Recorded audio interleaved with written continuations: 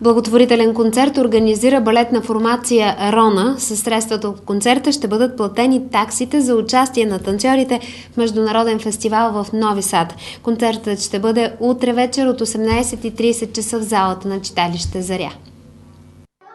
Повече от 20 танца са приготвили танцорите на Рона за фестивала в Сърбия.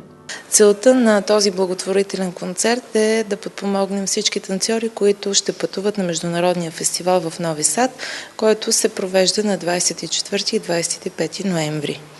Колко танцори заминават?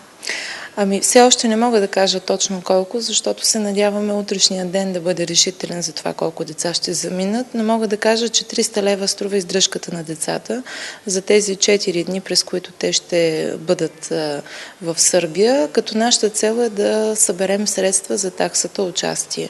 Искам да благодаря предварително на всички наши приятели, които се обадиха и казаха, че ни подкрепят и ще присъстват, а и разбира се предварително чрез вашия ефир да благодаря на всички онези, които ще дойдат да видят нашия концерт.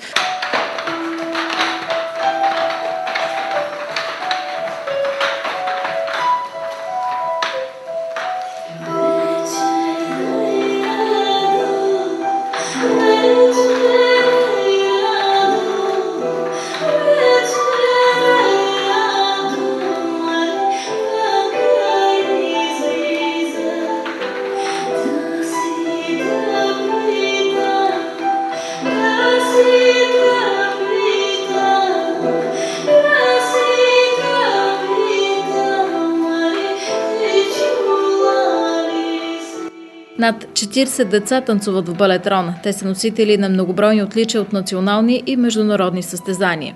Ние сме направили изключително много нови танци, заложили сме на оригиналността. Много солови изпълнители ще се изявят утре вечер на сцената на читалище Заря, както и изненадващо нови стилове ще бъдат включени. MTV, ще покажем малко по-интересни неща в модерн. Със сигурност ще има какво да се види.